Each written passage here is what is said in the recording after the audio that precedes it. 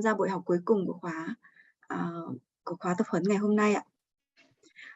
Trong thời gian vừa qua thì thông qua nhóm Zalo hỗ trợ, tôi đã có cái cơ hội trao đổi và chia sẻ kinh nghiệm xây dựng bản báo cáo kháng sinh đồ tích lũy. Và đến ngày 25 tháng 7 thì chúng tôi đã nhận được báo cáo từ 31 bệnh viện ạ. Và gần đây thì thêm một báo cáo nữa của bệnh viện Vinmec ạ. Nhìn cái kết quả này chúng tôi có thể ghi nhận là khóa tập huấn này có thể góp phần giúp chúng ta phân tích và trình bày dữ liệu. Và đây là một cái cách hữu hiệu và hữu ích cho các bác sĩ lâm sàng. Và chính là chúng ta đang học cách tận dụng số liệu sẵn có của đơn vị mình. Rất là xin cảm ơn những chia sẻ quý báu từ tiến sĩ Vlad ạ. Ban tổ chức cũng xin được thông báo lại với các anh chị học viên rằng là Cục Quản lý Khám chữa bệnh sẽ cấp chứng chỉ hoàn thành khóa học cho những học viên đủ 3 điều kiện. Một là tham dự đủ 3 buổi học. Hai là hoàn thành 80% bài đánh giá.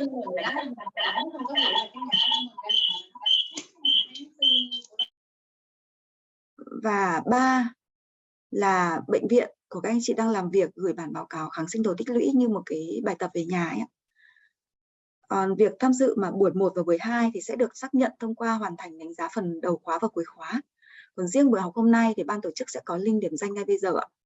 Và xin lưu ý rằng là để ban tổ chức có đủ thông tin làm chứng chỉ thì các anh chị cần điền đầy đủ thông tin và chính xác cái thông tin cá nhân của mình. Ví dụ như tên này, khoa phòng anh chị đang công tác, tên bệnh viện anh chị đang công tác, với số điện thoại. Thế và chúng ta sẽ có 3 phút để điền cái phiếu điểm danh này ạ. Xin mời Linh ạ, Linh trên chat box ạ.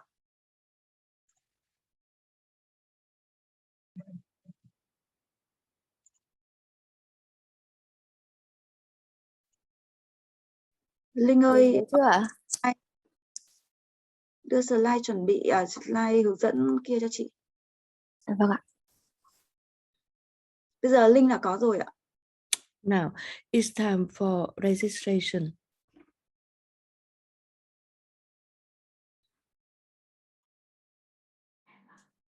Dr. Nga have the welcome all the participants from Vietnamese MOS VAMS, international organization participants to the online training course, and up to the 25th of July they have received 25 antibiogram report, and recently we have another report from Vinmec Hospital, and it means that the training course organized by responsible by Professor Vladimir is really useful for the hospital, and the VAMS will deliver the certificate for participants if they fulfill 3 criteria. First of all, participation to the training course. The second one is that they achieve at least 80% of the assessment, and the third one, they submit the antibiogram report. And now they have the perform the PN post test for the training course, and today they will conduct the registration. For the registration, they will provide the name, the hospital establishment, the telephone number and email address. They have about 2 or 3 minutes for the registration.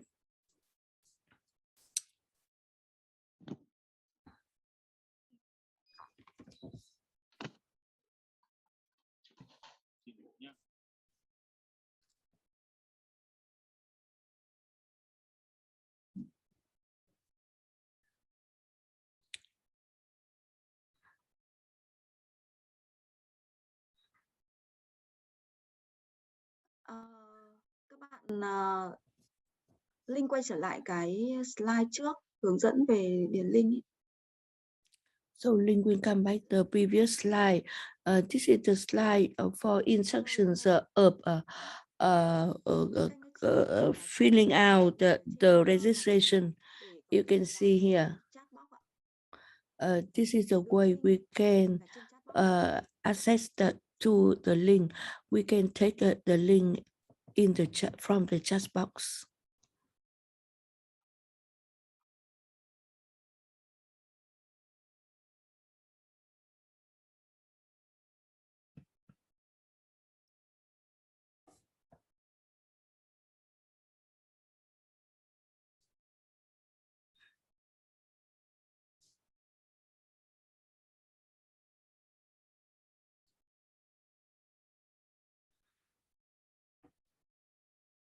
Chúng ta làm xong hết chưa ạ? Have you completed that? Have you done? Have you finished? Để thêm 30 giây nữa nhé. So we have another 30 seconds for this registration activity. Ok, vậy để thêm 1 phút nữa. Or another 1 minute.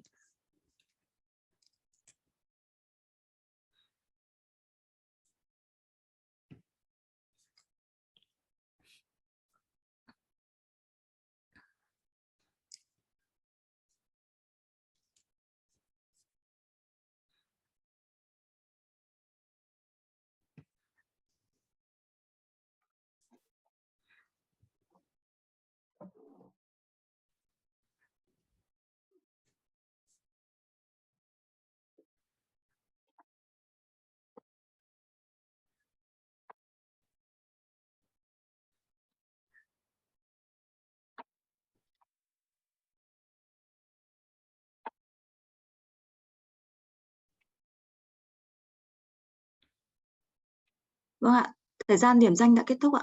So, come. Vậy là sau 2 buổi tập huấn.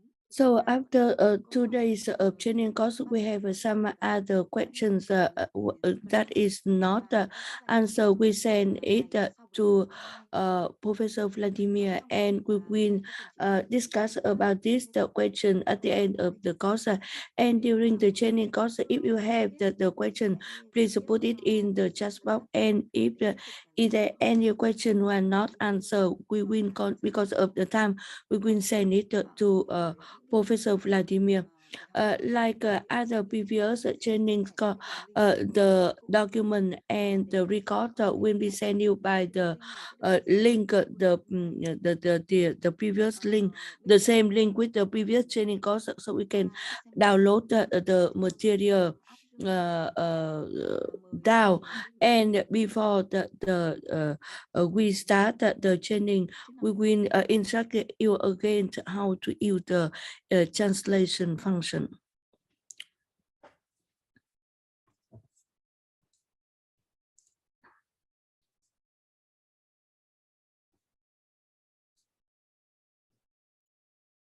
Vâng ạ.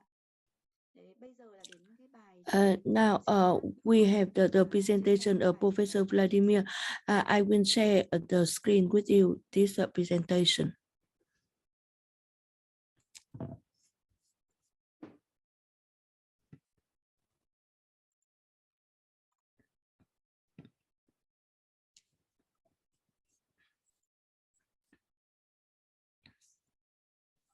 Vâng, mời tiến sĩ Vladimir.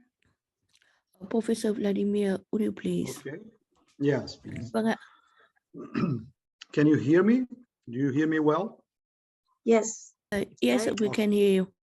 Okay.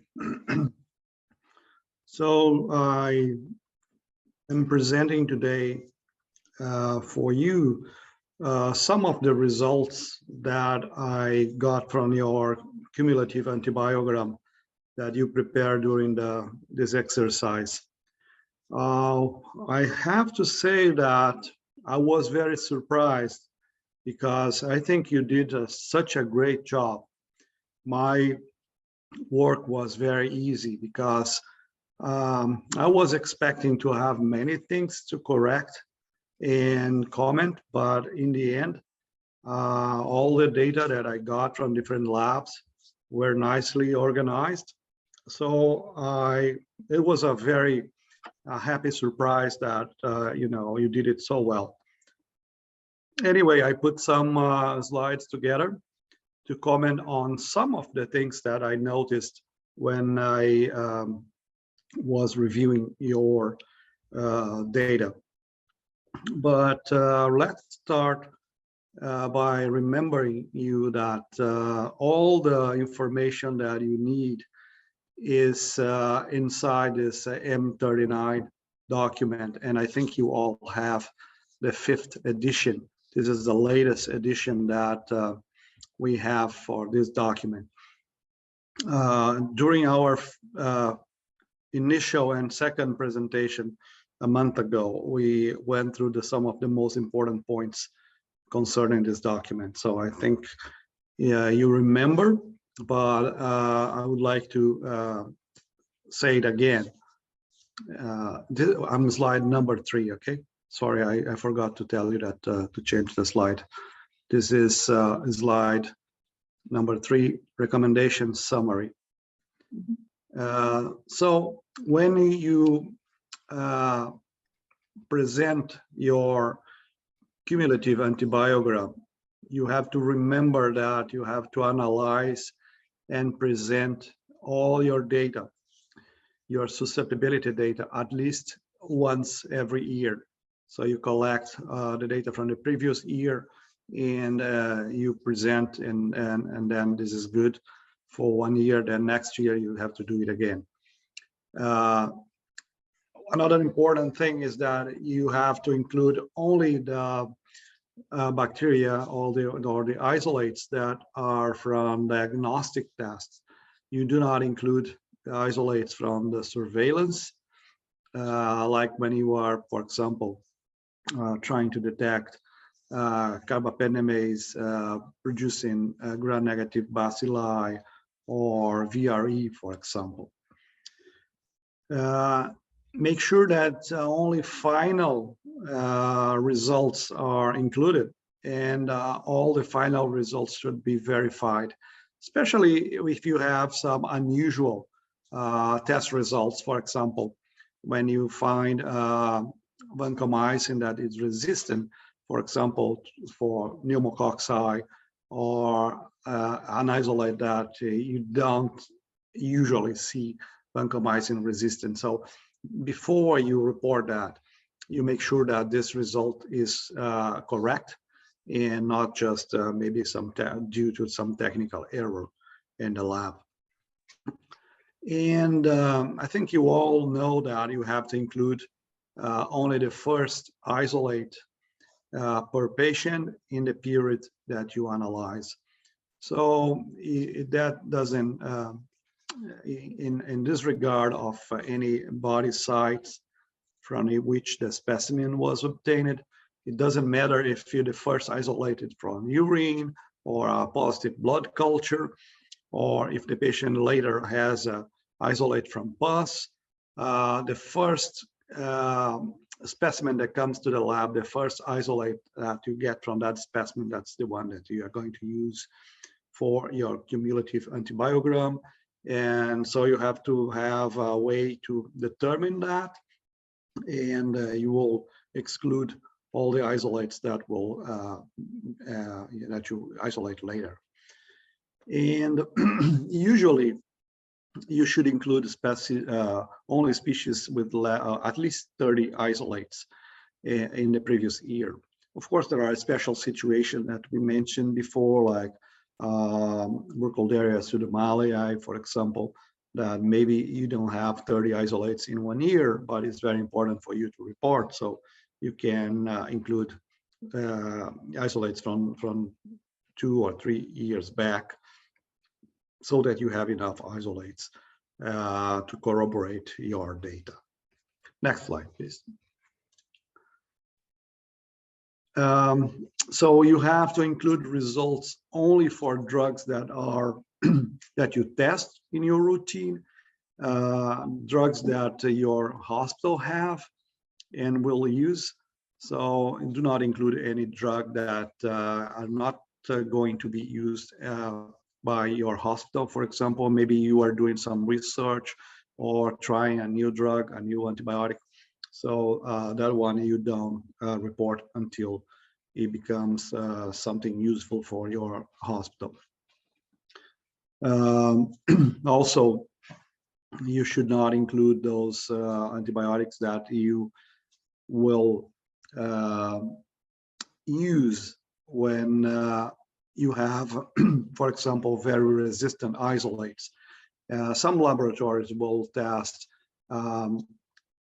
some antibiotics first, and some more special antibiotics will be tested later if you have a lot of resistance for that organism against the first antibiotics that he used. So this is something that maybe appears in some of the antibiograms that you sent to me. I will comment on that when it comes to that slide. And of course, what you present is the percentage of susceptible strains. All the numbers that you put there represents the percentage of susceptibility. So by that, you will exclude the intermediate, or because they will be considered resistant for that isolate. Okay, next slide, please. So now I will go through some of the results of the antibiograms that you sent to me, and I will try to make some comments here. Let's start with the first one. Next slide, please. So this is the first one that I used to review. This is antibiogram that contains Pseudomonas aeruginosa, E. coli, says all from all specimens. These are also separated by E. coli that was isolated from urine. That's important if you have a lot of urine, and E. coli that is not from urine, representing all the other isolates from other specimens except urine. Then you have also Acinetobacter and Klebsiella pneumoniae. One of the things that I noticed here, and this called my attention, is in the CEPHEMs, I put a red square around cefepime and ceftriaxone, especially when it's tested against E. coli. And what called my attention here is that I saw a lot of resistance. Only 30%, for example, of all E. coli's, 30.1% is susceptible to cefepime. And cefotaxime is even lower, 19%. And when you move to urinary tract isolate, E. coli isolates, the percentage of susceptibility is even lower, is below 18%. Usually this is a cephalosporin that is fourth generation. I would expect it to be, to have more susceptibility against cefepime, especially from E. coli from urine. So this may be the situation in Vietnam. I don't know. It's just called my attention because usually I would expect it to be more sensitive, especially compared to the isolates that is not from urine. You have a little bit higher percentage of susceptibility in non-urinary tract isolate, 34%. It's still very low. So I was just wondering if a lot of urinary tract infections in your institutions are being treated with cefepime, and that's why it is becoming more and more resistant. But anyway, this is just my impression. Maybe the data is correct because of your situation in Vietnam. I cannot say this is not a correct result based on this data. And what may be important here is that there's only 40 isolates from urine, and maybe in your institution this represents only urinary tract infection that is from hospitalized patients that have had multiple infection by E. coli, for example, and then you are selecting a special population here that is more resistant. But I guess I saw the same thing across other antibiograms, so maybe this is really your situation here. I can also comment, and this seems right to me. When you look at the gentamicin and amikacin susceptibility, this is what you expect. usually better sensitivities with amikacin compared to gentamicin. So gentamicin is a little bit inferior to amikacin. So the numbers here is showing that amikacin is better than gentamicin. This I think is correct. So I think these are the main observation in this slide. Also, some isolates are resistant to carbapenems, ertapenem, for example, but still very good susceptibility to those agents, especially for E. coli. When you go to Acinetobacter baumannii, I see that I saw this in other antibiogram as well.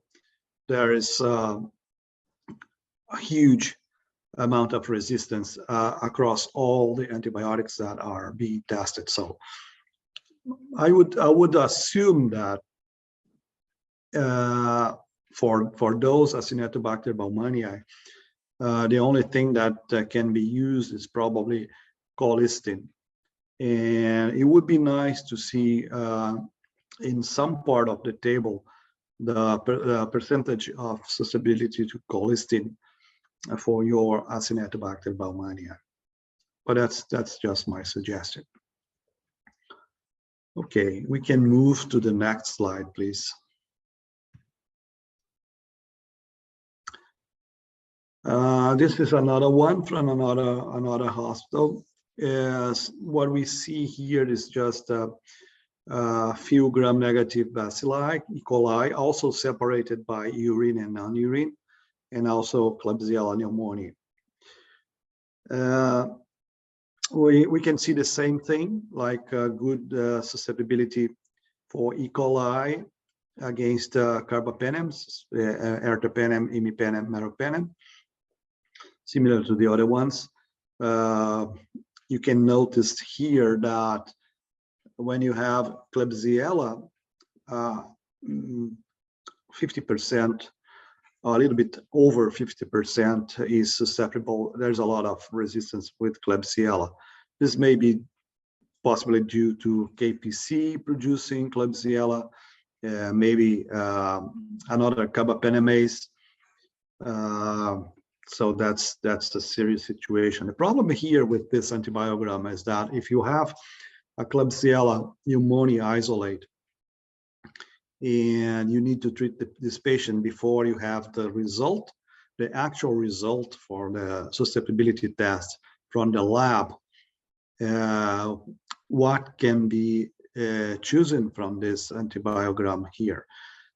Because usually you will pick up an antibiogram or a drug that is at least 85–90% of the time susceptible to that drug, and in all the drugs here for Klebsiella is showing 60% or less percentage of susceptibility. So it will be very difficult to choose an antibiotic. Probably, again, this will lead to the use of colistin in combination probably with meropenem, for example, until you will have the real or actual results from the lab. But I think the numbers are okay. The same thing we can notice here. Amikacin better than gentamicin, for example. The other drug that can be used here, for example, for E. coli, if the doctors want to save meropenem, imipenem for special cases, piperacillin tazobactam, at least for E. coli, is still showing a very good percentage of susceptibility, either for urinary tract infection or non-urine infections. All the other cephalosporins will be a poor choice based on this results. Next slide, please.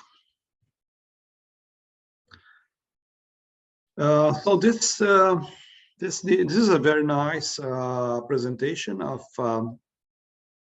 antibiogram. Again, this lab separated very well E. coli from urine isolates, non-urine isolates, also some other gram-negative bacilli, Klebsiella, Pseudomonas, Acinetobacter. And what I want to point out here is that if you are testing cefazolin, there are two different breakpoints, and this lab did a very good job separating cefazolin breakpoints to be used for systemic infections and cefazolin used for urinary tract infection, because cefazolin here for urine is a surrogate drug that the result can be applied for many other cephalosporins, first generation cephalosporins. The problem that I see here is that, well, it's nicely separated, but in Vietnam, the percentage of susceptible strains to those drugs are very low. So maybe they actually cannot use this for empiric treatment. But that's just to show you that if you are using cefazolin, you need to separate interpretation for urine and for systemic. All the other things here are nicely, I think, put, and we can also see here that resistance to many drugs, especially the cephalosporins, second generation, third generation, even fourth generation, is a huge problem in Vietnam. Very, very few isolates are still susceptible to those drugs alone. With, again, another hospital and the same data showing that piperacillin tazobactam may be a good choice for empiric treatment, especially with E. coli, either from urine or another isolate from another specimen. When you move to Klebsiella, Pseudomonas, Acinetobacter, you can see that piperacillin tazobactam the susceptibility are decreased, but it's still maybe in some situation it can be used. Next slide, please. Here is the same part of the same table. And what I just wanted to point out here is that this lab is also testing one of the newest drug combination. This is in this square, a red square here. It is ceftazidime avibactam. Ceftazidime combined with the beta-lactamase inhibitor called avibactam. This is a new antibiotic, and it is useful for some KPC producing strains, especially Klebsiella, but you can see that it works okay for E. coli, but when it comes to Klebsiella, your Klebsiella in Vietnam are also showing a substantial amount of resistance. Maybe around 40% will be totally resistant even to this new drug. And that's probably because this Klebsiella is producing some other kinds of carbapenemase, not KPC, but they are also producing NDM or some OXA48 or some other carbapenemase. You have to investigate that. And but one thing that I need to point out here is that when you interpret ceftazidime avibactam, and I'm just putting here, I'm not sure if this lab has used this criteria or not, but I want to point this out to all of you that there is a special way of reading ceftazidime avibactam according to the CLSI document.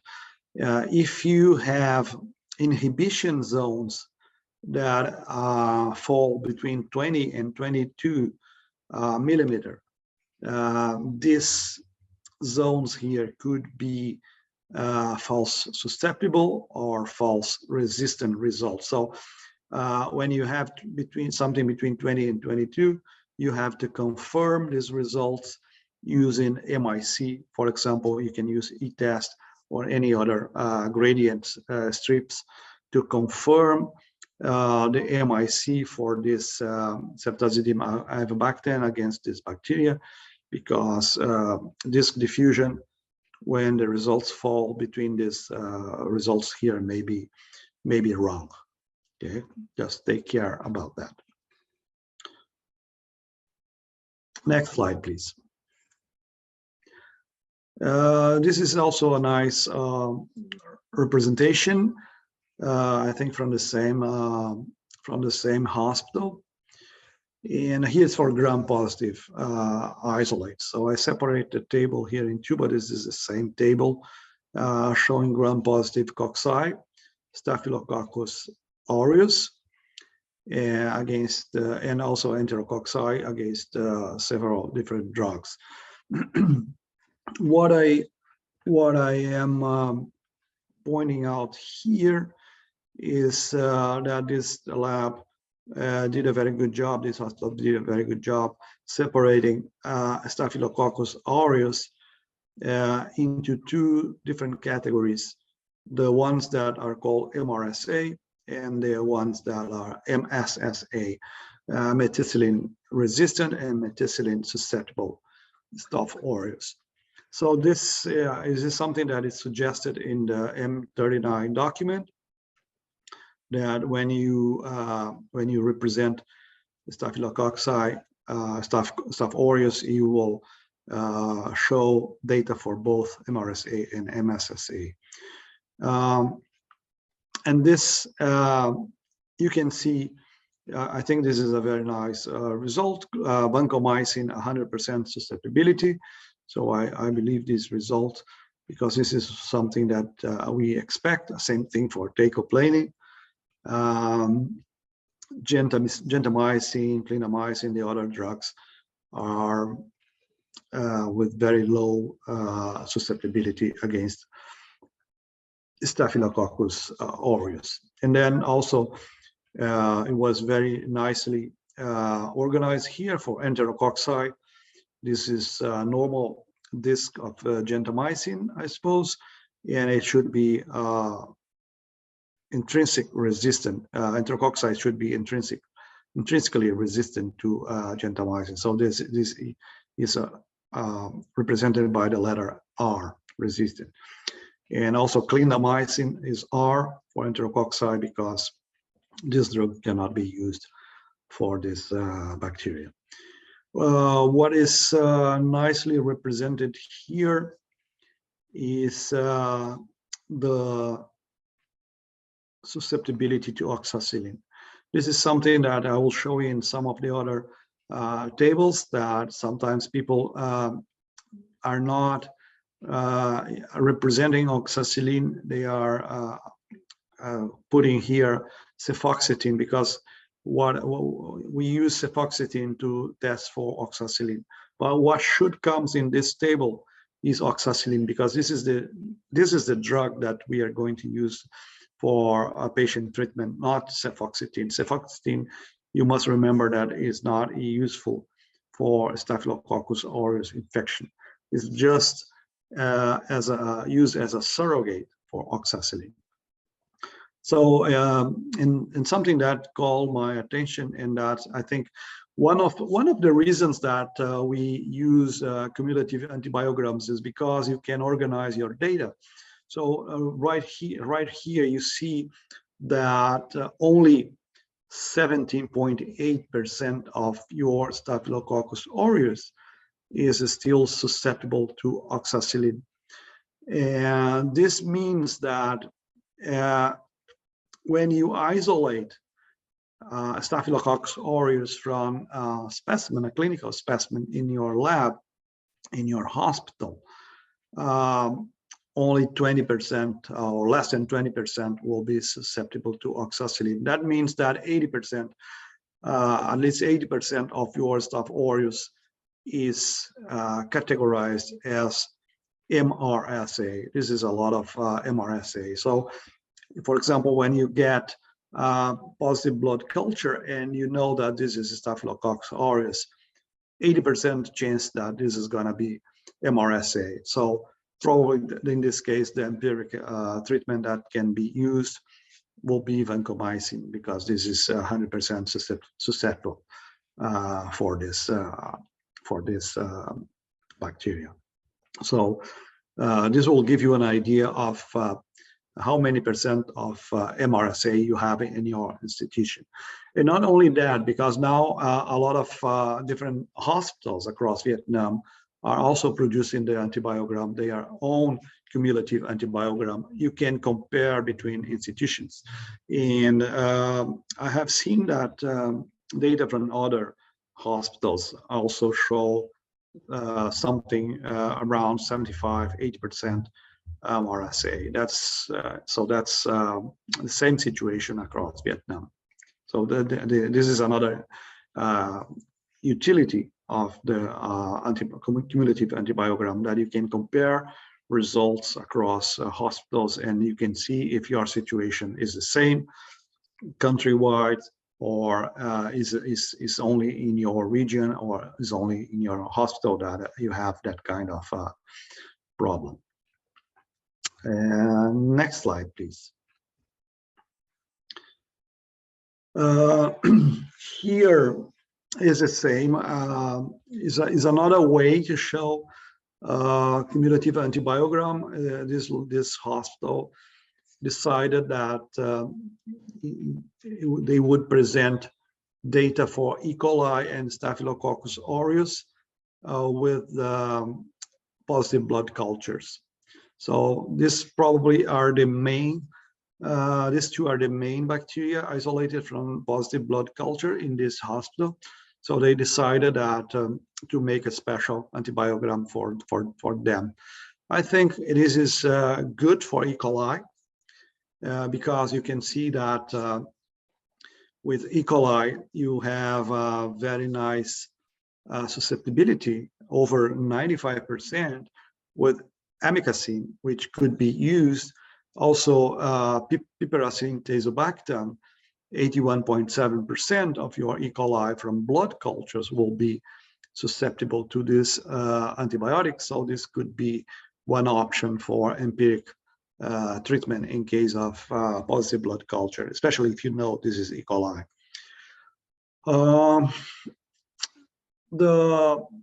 The problem here is, I think, Staphylococcus aureus, because here I don't see the result for oxacillin.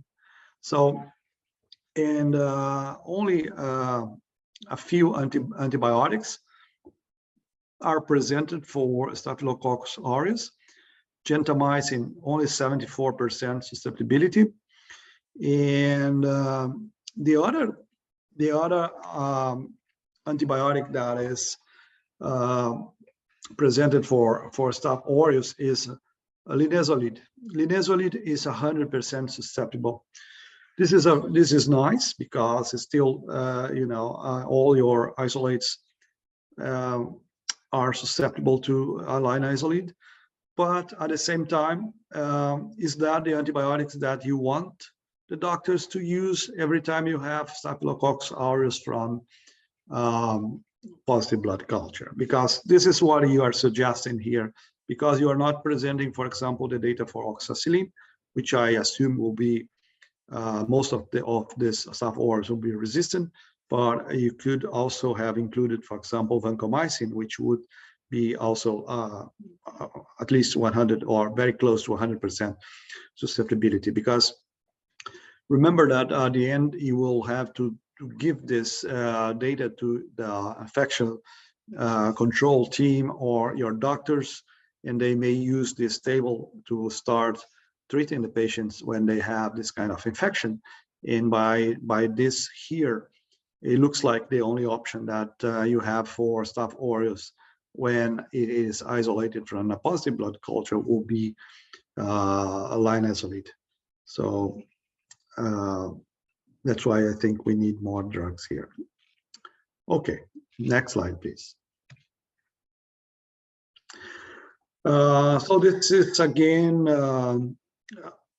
antibiogram from another hospital. They also did it very nicely. I like the way they separate Staph aureus, all Staphylococcus aureus from all specimens, and also they broke it down to MRSA and MSSA. The problem here with this table is that what is listed here, as I mentioned before, is cefoxitin. Cefoxitin is used for testing only inside a lab. What you should put here instead of cefoxitin is oxacillin. Again, this table will go to the doctors, to the infection control, and if you just leave cefoxitin there, someone may think that cefoxitin is useful for Staph aureus infection, especially if they are MSSA, but it is not used against Staph aureus infection. So this is should be oxacillin here. So because cefoxitin shows 22% resistance to methicillin and oxacillin, this also will preclude the use of other cefms and beta-lactam antibiotics. So that's why they included the same number for cefepime, cefotaxime, for example, ceftriaxone, because all these results here, you don't need to test individual drugs, because you can assume that if you have oxacillin resistance, you also have oxacillin resistance or other cephalosporin resistance because of that. And if you have oxacillin susceptibility, like MSSA, then not only oxacillin, but all the other approved drugs against Staphylococcus aureus can be used, and we will assume that they are 100% susceptible. So that's why it's in a different color. There is a special code here called SP. I'm sure there is an explanation at the bottom of this table showing that this was derived from the oxacillin result. Other than that, this table is very nice. Next slide, please. Okay, so this is again, this slide is just to remember you that when you test a surrogate agent, for example, if you test in cefoxitin to detect MRSA, you do not report cefoxitin, you have to report oxacillin, and this is what you will write on your table instead of cefoxitin. Same thing, for example, if you use oxacillin for Streptococcus pneumoniae. I have seen only, I think, one hospital showed some results for Streptococcus pneumoniae. But if you are using oxacillin disc to predict the susceptibility to penicillin, penicillin is the drug that it will show in your table, not oxacillin, because this is only for testing inside the lab. And cefazolin, I already mentioned that in the, I think in the first or second table, that if you have this use for urinary tract infections, then you have different interpretations. So you may add cefazolin for urinary tract infection or for systemic infection. But I think this is not a very useful drug these days, because a lot of gram-negative rods, even the E. coli, is very, very resistant to this first generation cephalosporin. Next slide, please. So here again, another example of antibiogram that is for Staph aureus.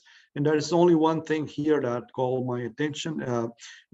Actually, there's a very good data showing that rifampin shows very good rate of susceptibility against Staph aureus, either MRSA or MSSA. close to 90% or above 90%.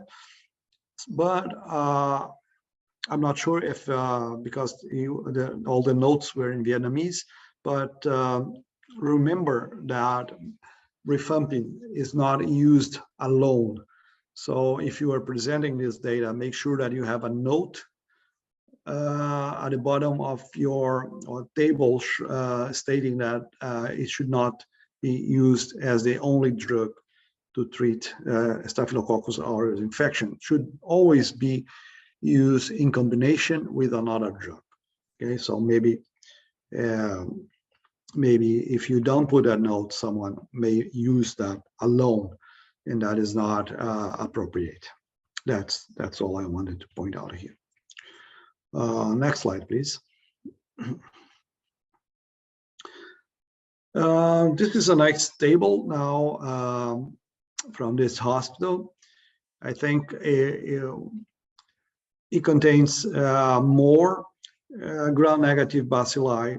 Some of the hospitals, they choose probably based on the isolation that or the number of isolates they have. They concentrated more on E. coli, Klebsiella aceti, and Pseudomonas. But maybe this is a larger hospital, and they have more isolates from other Enterobacteriaceae. So this is nice because it's you have more options from other gram-negative rods. I think the results that are presented here are they make sense to me. I don't think there's any problem with the data. You have gentamicin, you have carbapenems like imipenem, meropenem, fluoroquinolones, a lot of resistance to fluoroquinolones.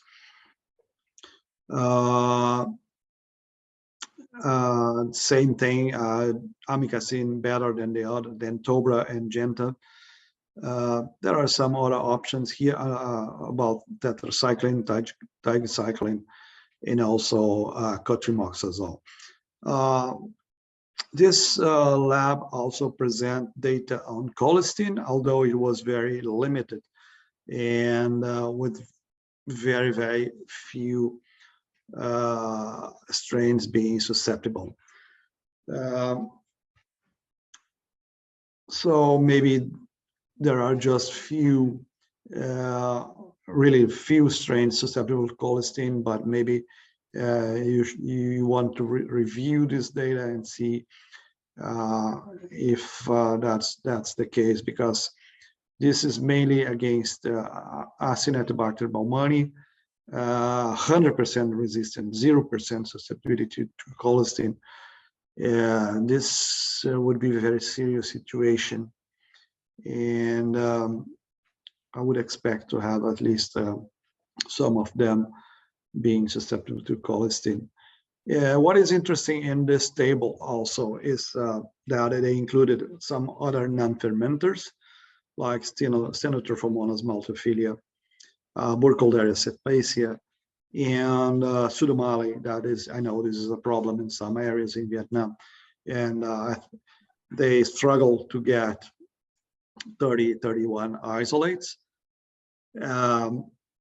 I think the result is good because it's still showing 100% susceptibility to imipenem, very good susceptibility to meropenem, a little bit less to tetracycline, but still also very good susceptibility to cotrimoxazole, and Burkholderia cepacia 100% susceptible to cotrimoxazole. So I think this is a very nice example of cumulative antibiogram that can be used by doctors to know what is the situation in the hospital relative to gram-negative rods, the Enterobacteriaceae, and also some of them special bacteria as Burkholderia pseudomallei, for example.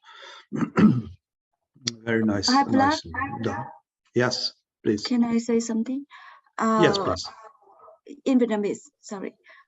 Xin lỗi là cái bảng kháng sinh đồ tích lũy này là Nga biết của bệnh viện nào, I know this, the table is from which hospital, cholesterol here, 4.9% is not sensitive, but 4.9% is resistant, because they think that the breakpoint is a change. So this is 4.9% is resistant. It means that 95% is sensitive. Okay, thanks for the clarification. Yeah. Well, so this is very important to note, because if I don't know this, and I didn't know, I would assume that this is resistant. I mean, this is only 4.9% susceptibility, for example, to Pseudomonas aeruginosa, and so I'll try to avoid using this for this bacteria. So when you make these tables, make sure that all the numbers that you are expressing there represent susceptibility. Okay, so because if you mix susceptibility and resistance rates, people that are reading this, they don't know, so you may have this kind of mistake. Okay, so I mean, I can see that Acinetobacter baumannii is not 100% resistant, it's 100% susceptible.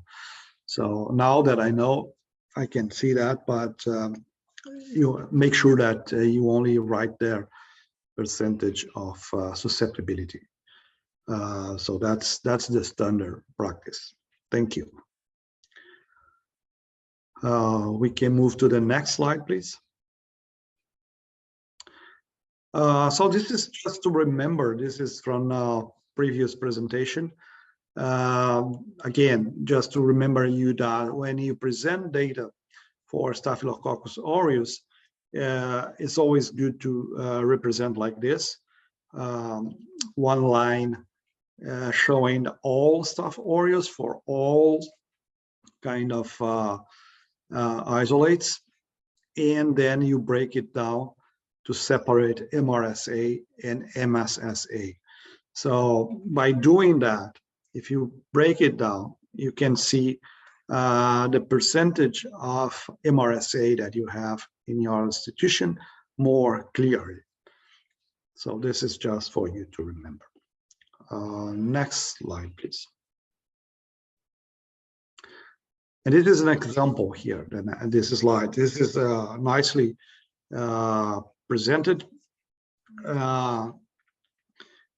But here they present Staphylococcus aureus, MRSA, and MSSA.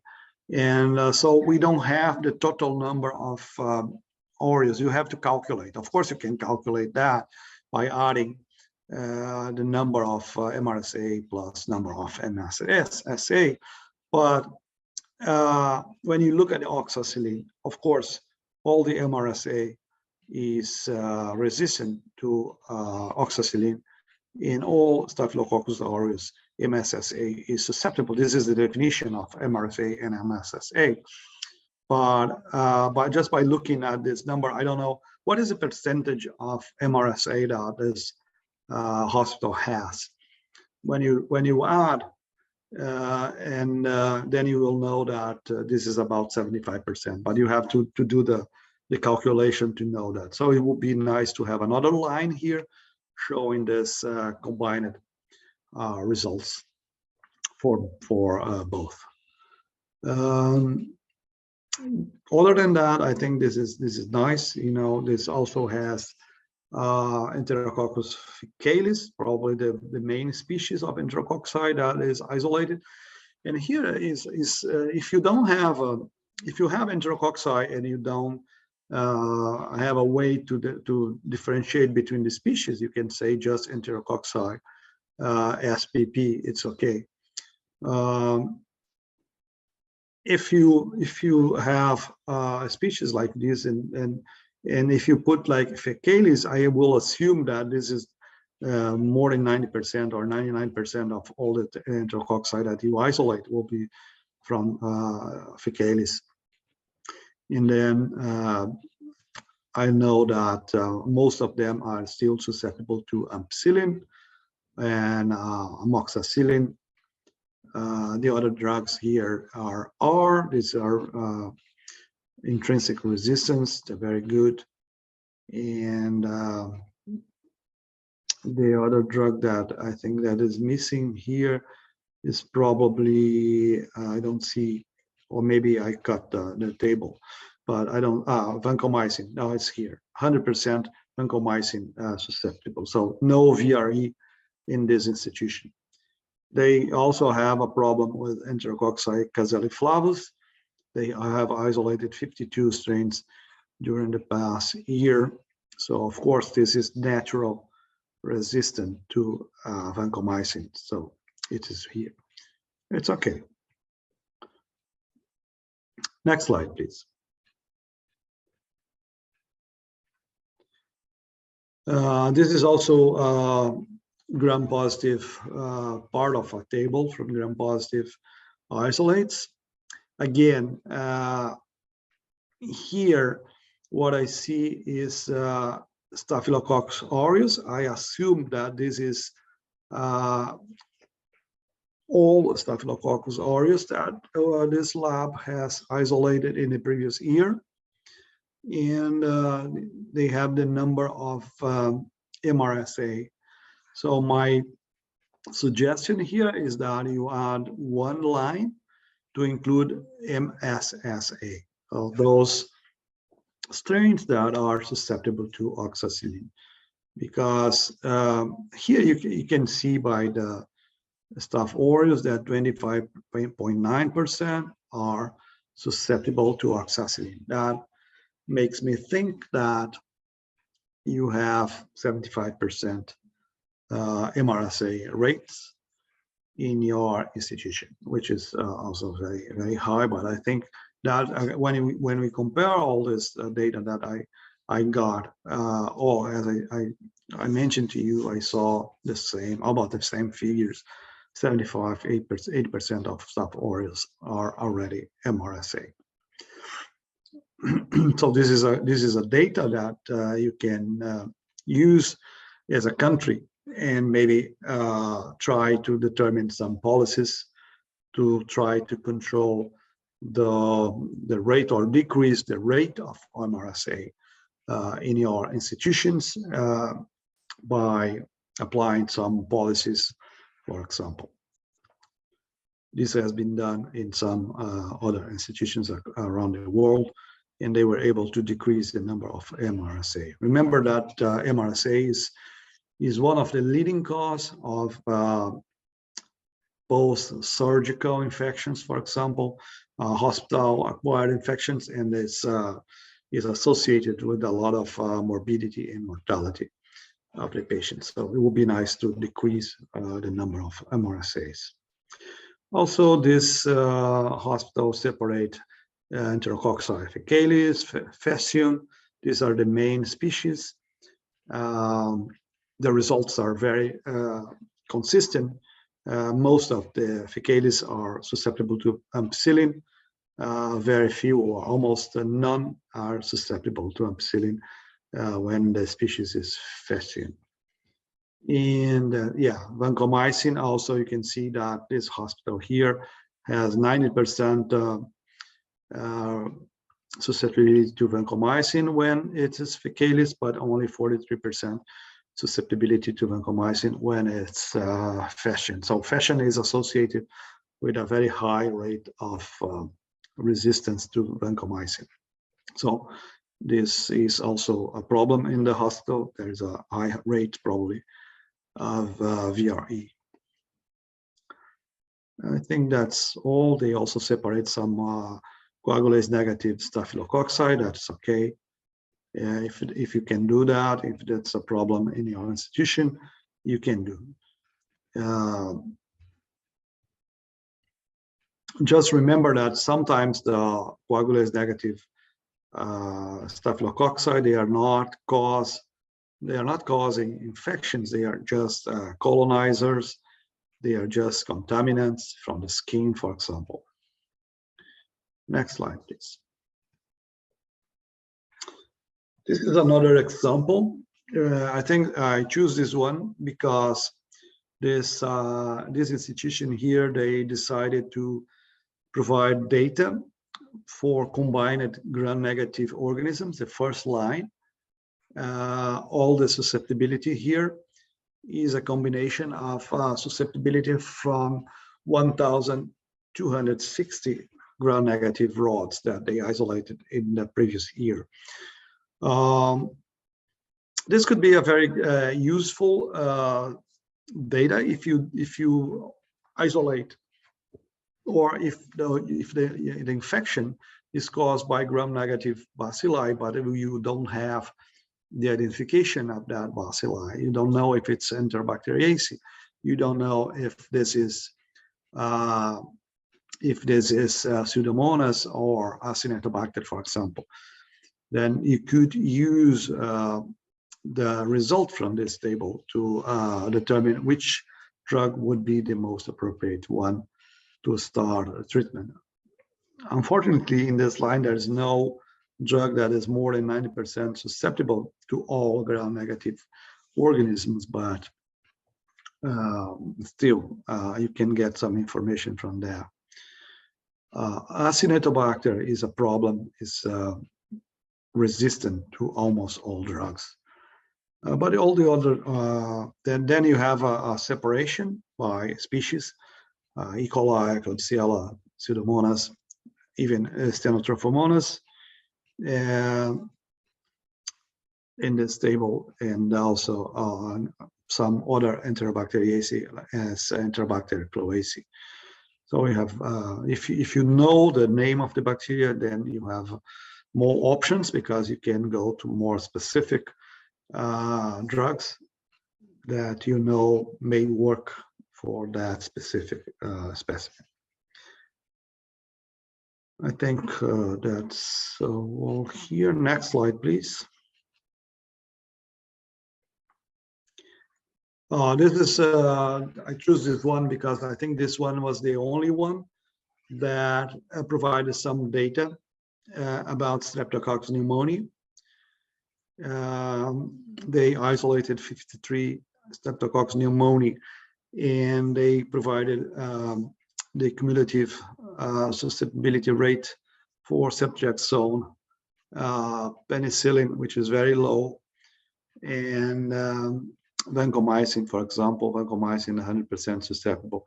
The only thing here, I'm not questioning any of these numbers, but just remember that when you have Streptococcus pneumoniae, for example, for ceftriaxone, you have two different interpretations. One, if it's considered meningitis, and the other interpretation, if it is considered non-meningitis, for example, from pneumonia or from bloodstream infection, you have a different criteria of interpretation. So make sure that when you present data for Streptococcus pneumoniae, you will present data for both meningitis and non-meningitis cases. That's what I wanted to comment here, but I think this was the only one that had streptopneumo included in the gram-positive charts. Next slide, please. Yeah, this is just to emphasize what I just mentioned. Remember, streptopneumonia, meningitis, non-meningitis data. This is a table just to exemplify how you are going to present this data. You will tell Streptococcus pneumoniae a total, and then 110 isolates, for example, and then they don't need to be, one of the important things that I should stress here is that you don't need to isolate from meningitis. You don't need to isolate from non-meningitis. All Streptococcus pneumoniae that you isolate, either from meningitis or pneumonia, or, for example, bloodstream infection, you will categorize them into two different interpretations for, especially for the for the second and third generation cephalosporin, for example, cefotaxime, meningitis, non-meningitis. And usually, because the criteria for meningitis is more stringent, what you have is like this. More strains will be susceptible, considering non-meningitis situation compared to meningitis situation. So in this example here, 95% susceptibility when it's from another source other than CSF, and only 85% susceptible to cefotaxime, considering if this was isolated from CSF. So this is a way of presenting data for strep pneumonia, just to make sure you remember that. Next slide, please. Okay, so another interesting thing that you may want to add to your table, and it doesn't need to be inside the table, but as a note, it can be under the table, are this kind of information. What is the percentage of VRE, for example, for Enterococcus faecalis, Enterococcus faecium? In this example, you can say, for example, less than 1% of VRE of faecalis are VRE, and almost 50% of faecium are VRE. So every time you have an identification of one of these species, before you have the antibiogram, the doctor can decide if they are going to use vancomycin or not, based on the species, based on the percentage of VRE that you are seeing in your institution. Same thing goes for Staph aureus MRSA. Somehow maybe you should stress out or make it very visible. What is the percentage of MRSA among all the Staph aureus that you isolate from your institution? We have seen that this is something between 75 and 80% for most of your hospitals. Again, you can also classify generally the percentage of E. coli that are multi-drug resistant, or the percentage of Klebsiella multi-drug resistant. How many percent of your Klebsiella is showing KPC or any other carbapenemase? This may be interesting data, especially for the infection control.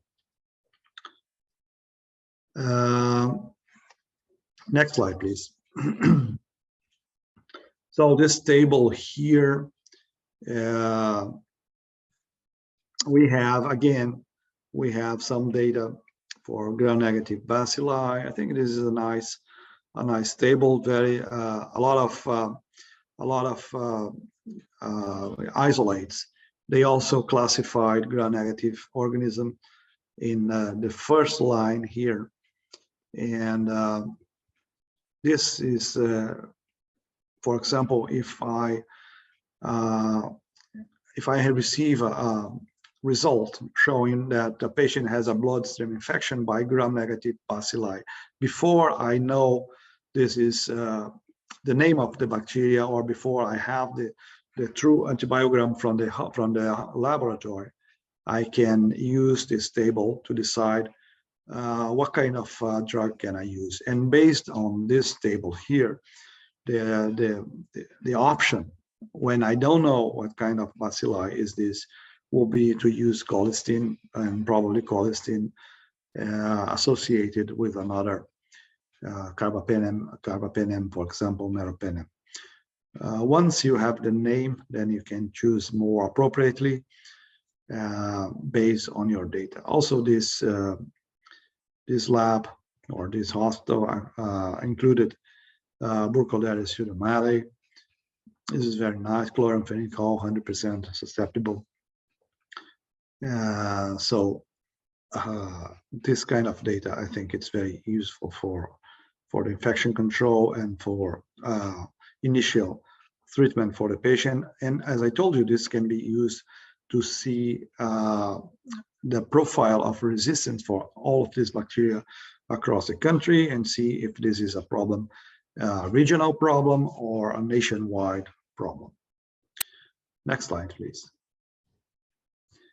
About the same thing here, just for gram-positive Staphylococcus aureus.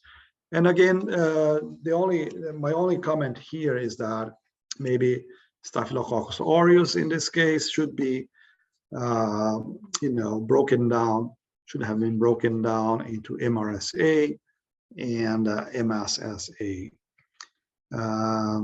Oxacillin is well represented here, not cefoxitin, 28%. So that means that 72% of your isolates here are MRSA.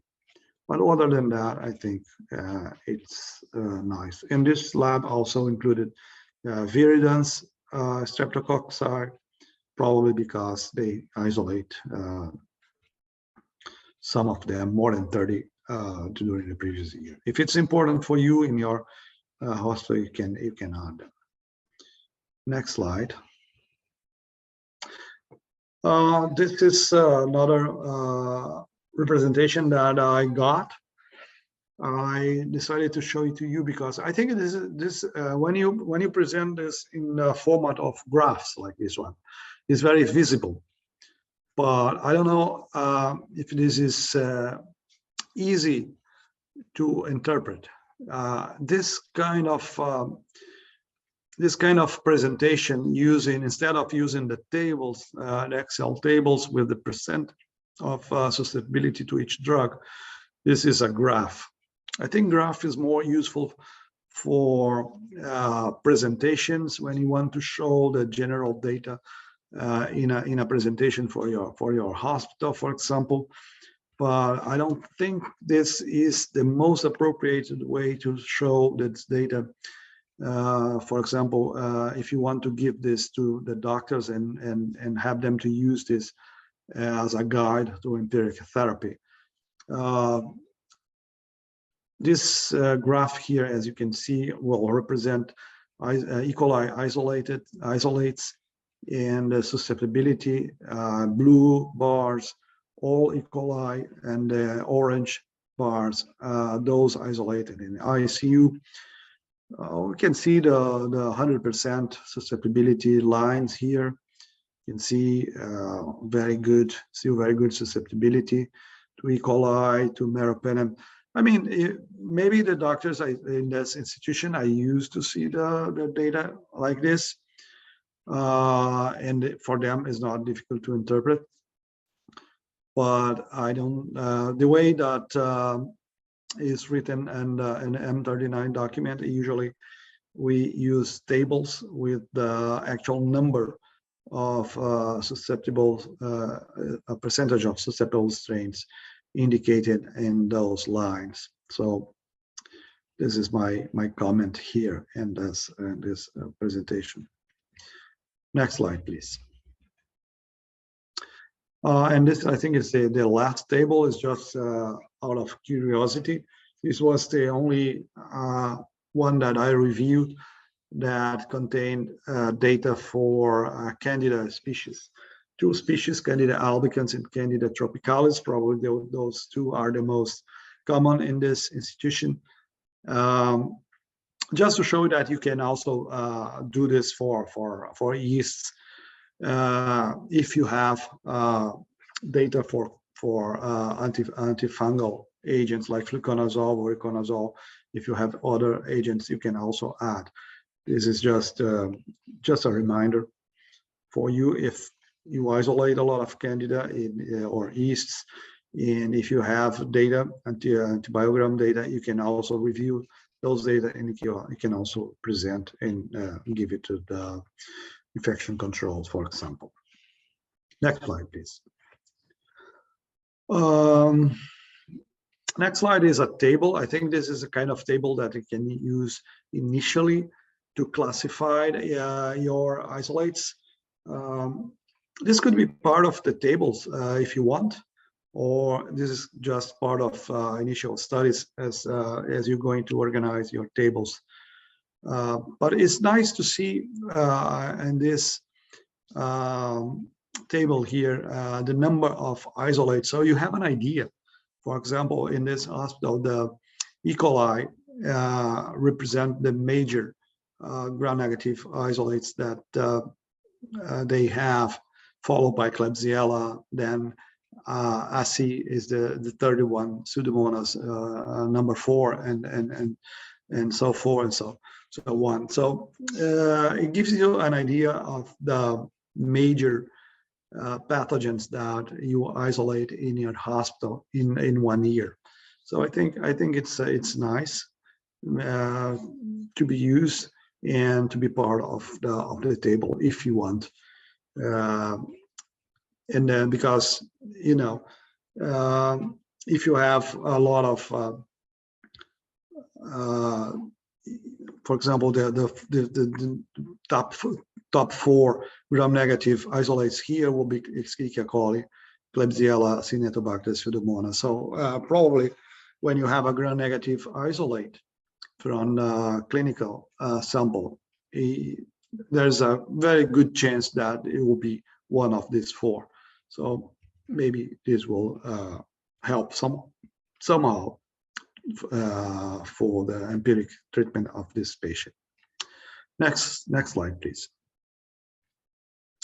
So I'm almost finishing this presentation here, and I just want to remember that once you have combined all the results, once you have organized your cumulative antibiogram and with the main species that you have in your laboratory or in your hospital during the past 12 months, now you can review and see if there's nothing wrong with the results, and then you have to give this a copy of this to your hospital, especially the infection control teams, infectologists.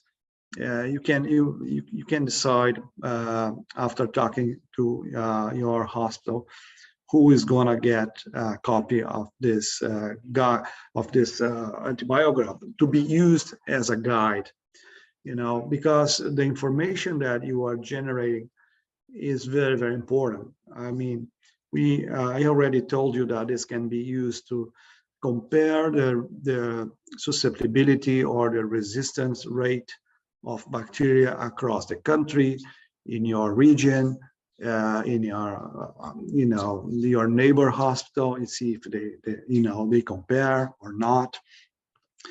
Infection control team can use this to see what is the main problem. Do we have a lot of problem with MRSA? Do we have a lot of problem with Acinetobacter? This is very resistant. Or now we are seeing more and more resistance with Klebsiella. You can compare this year from the previous year and see if the resistance rates are going up or down. And also doctors will use those results to see which drug would be the more appropriate to start empiric treatment. So this is something that now you have to decide how you're going to organize this and how you're going to give this data to the hospital. And remember that you have to keep updating this. There is 2 ways of updating this. One is wait another year and then do it for this year. And the other way, what is called in the M39 is the rolling antibiogram. You can do it every month if you have people that can be dedicated to that. You take this past month result and you add to your this isolate to your cumulative antibiogram, and you take the oldest one. So you keep doing this for 12 months, you add a new month, you take the old one.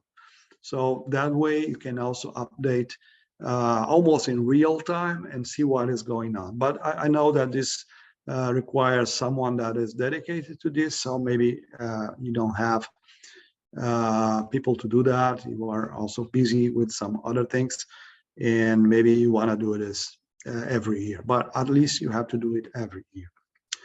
Next slide, please. So this is also a slide from the previous presentation from last time. Yes. Can I say something? Yes, sure. Just want to explain a little bit about frequency of report in Vietnamese. Sure, go ahead. Xin lỗi là lúc nãy thì là bác ấy còn nói rằng he explained that we can do the report for 1 year, or we can update by real time 12 months, but by month. Yes. For example, from January to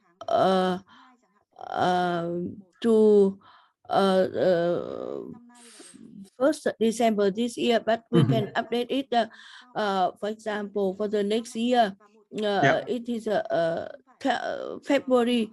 It means that 12 months, but updated by month. Yeah. Okay.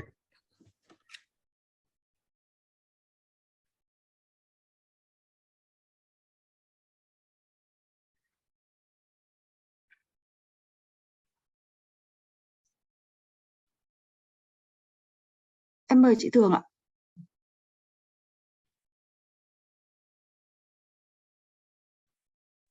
So please. Okay.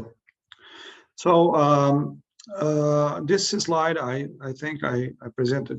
I presented last time, just to show you a couple of situations that the doctors will be using your antibiogram to guide empirical therapy.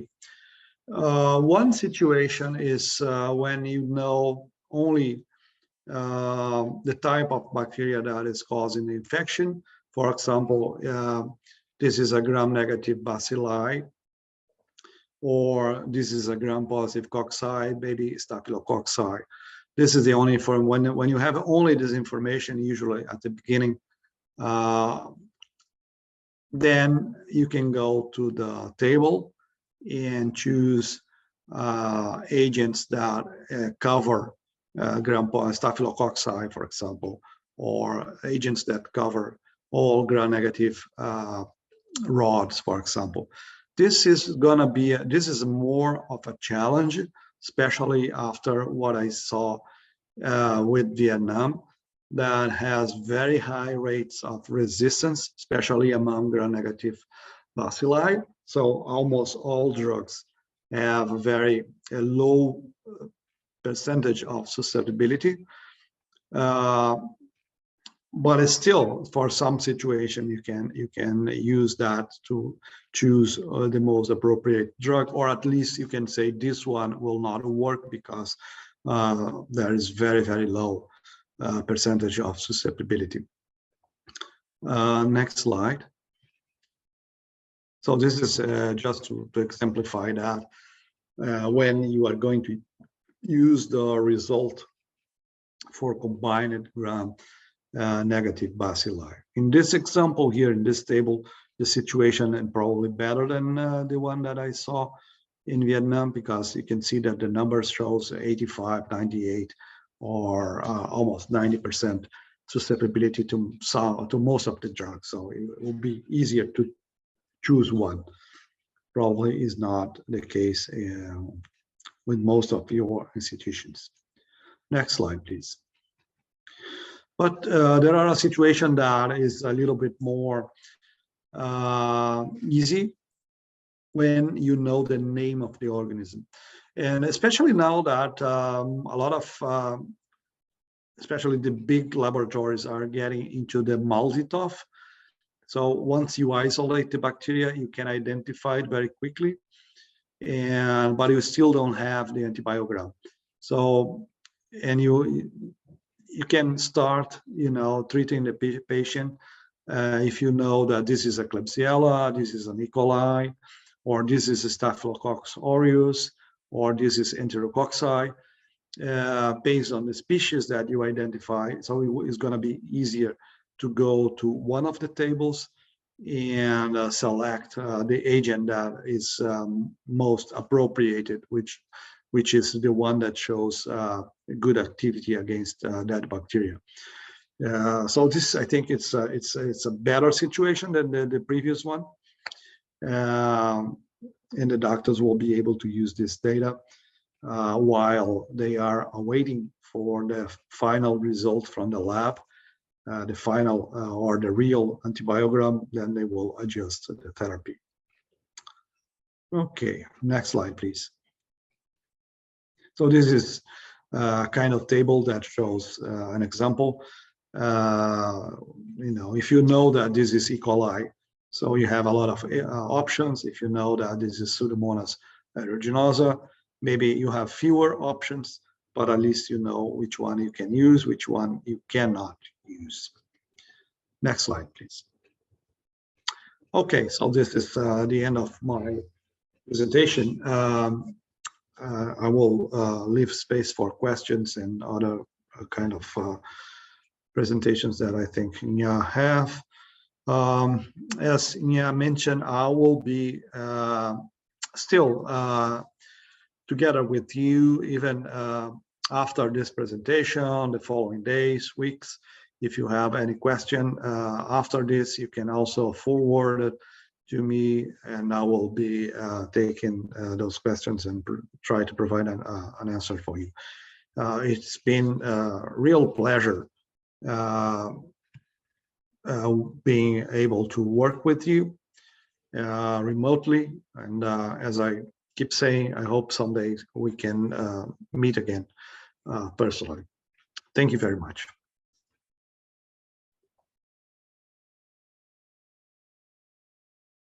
Vâng ạ, cảm ơn thầy Vlad. Thank you very much, teacher Vladimir. Okay. And now, at the beginning, I have mentioned with you that we will review the 5 questions of the previous presentation, and Yes. during this presentation, a lot of questions have been answered. But now I would like to present you again, review with you again the question, Dr. Hoa from the National Lung Hospital. Mm-hmm.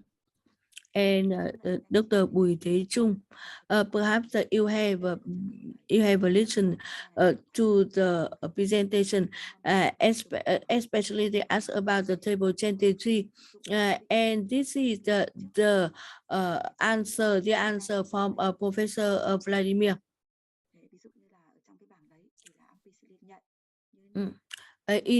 For example, in the in the table, you can see that ampicillin is sensitive to E. coli. However, it is resistant to GNR. That's why percentage of sensitivity is only 22%. So it seems that no one will use this drug as the first line drug for treatment of this case.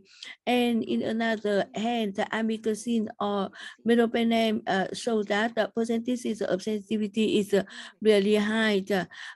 It reflects the real that almost GNB isolated from the blood is sensitive to this antibiotic. Mm-hmm. And also she read the purpose of table 3. The second question from Dr. Ngọc from National Hospital Pediatric. This is the supplementary antibiotic. And for the specific case of cholesterol, the supplementive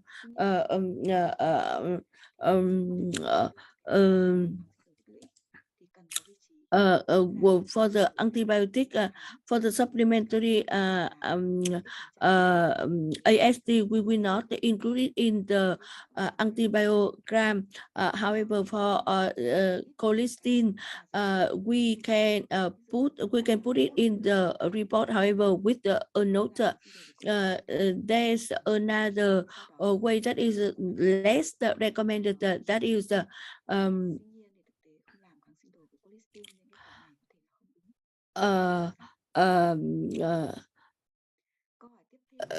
it is used as a surrogate. However, it is not really accurate because we do not do it actually. The next question is about the data 1 year, and first the patient is hospitalized for the first time.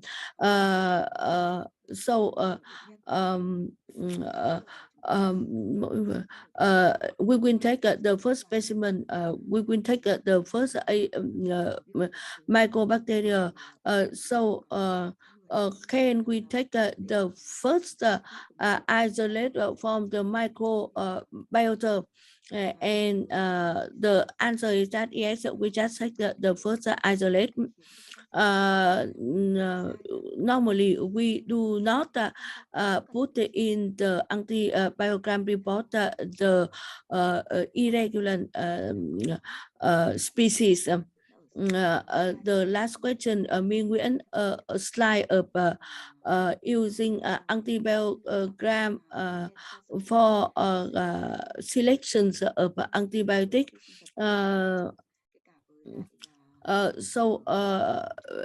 Selections of piptazole, because in vitro the microorganism normally causing the infection, including Pseudomonas. However, in the guideline, they are classified the patient by risk of infection. So is there any conflict between the guidelines and this document? The answer is that there's no conflict. So this is a question for today. Now we have the question from Mr. Tống Thị Tú Anh. She raised the hand for questions. Okay.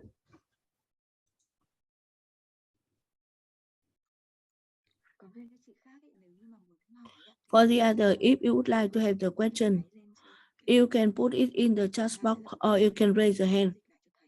I will read and Dr. Thường will do the translation. Now, please, Miss Tống Thị Tú Anh.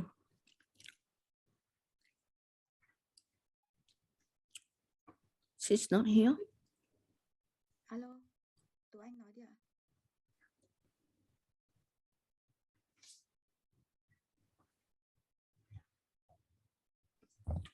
Bạn đã bị chạm phím rồi. Thế vậy thì có ai có câu hỏi gì? So, is there any other questions? Có bạn Lê Thị Duyên. Lê Thị Duyên, question from Lê Thị Duyên from Thanh Hóa Province General Hospital of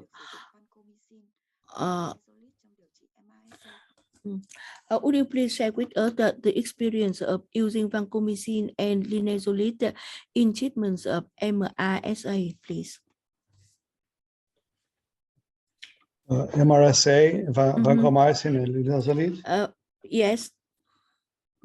And using vancomycin and linezolid for treatment of this agent. Well, we don't have much experience in linezolid. Usually because 100% of our MRSA is susceptible to vancomycin. This is the one that we choose here. So I don't have much experience with linezolid, but if it's 100% susceptible, then you can if you want to try, I think it's possible to use for MRSA, depending on the site of infection, because it cannot be used for some infection, depending on the specimen or the site of that infection.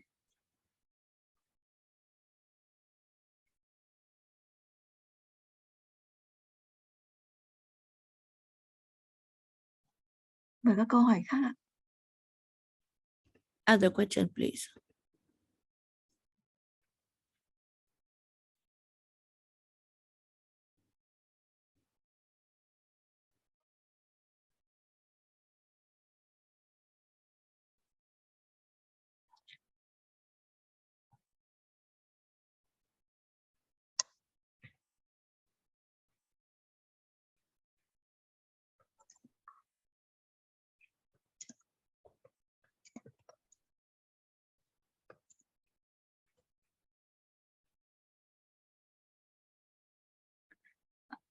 Có một câu hỏi ạ. I have a question for you from Dr. Nga. Okay, Mhm. there's someone who have Okay. question before the questions of Dr. Nga. Okay.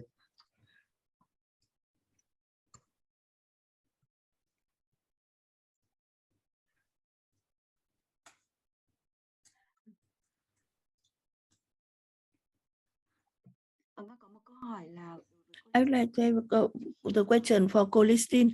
When CLSI remove the sensitive breakthrough, how to answer for the clinician and how to report it in the antibiogram, please. Mm-hmm. I think now it's called what CLSI just removed resistant susceptible category, and now it's called a wild type and non-wild type, something like that, right? And so it's the same thing. I mean, we can still, from the point of view of patient treatment, assume that what is called, for example, wild type will be the susceptible, and what is called, for example, non-wild type or something like that will be the resistant. So we cannot call susceptible, but we can call, for example, wild type, and the percentage will be the same. The interpretation, I think, will be the same.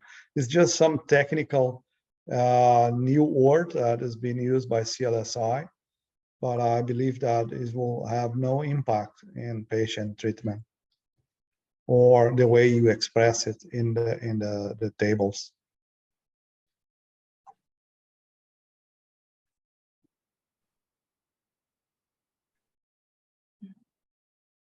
Cảm ơn thầy ạ. Có Thank thêm you. một là Another question from Chợ Rẫy Hospital. According to procedures of blood culture, one culture we have two bottle. In case each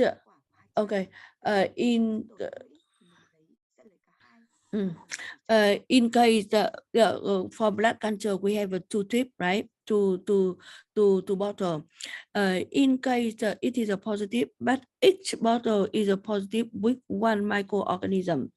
Yeah. So for that one, we do the when we do the antibiogram, which microorganism we will take as the first isolate?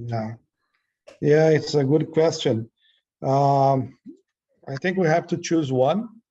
It will be what we consider the most pathogenic one, I would say, but I don't see anything specific to that in the M39. What I'm just saying here is just my own personal opinion.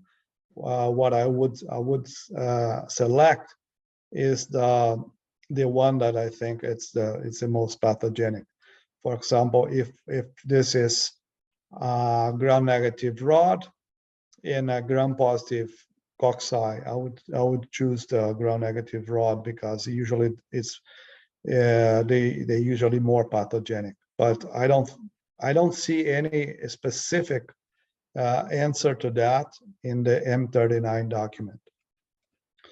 Or maybe one way of doing this is just avoiding taking any of them. So just skip the patient and take the next one, because usually for blood culture you have a lot of isolates during 1 year. So I would do like that. Either I would take the one that I think it's the real pathogen and consider the other one non-important, although we are not sure, or I'll just skip that kind of patient and do not include this patient in the antibiogram data, and then take the other one. Cảm ơn thầy. Mời bác sĩ Quân của bệnh viện Chợ Rẫy. Thank you, Dr. Quân, bệnh viện Chợ Rẫy. Yeah.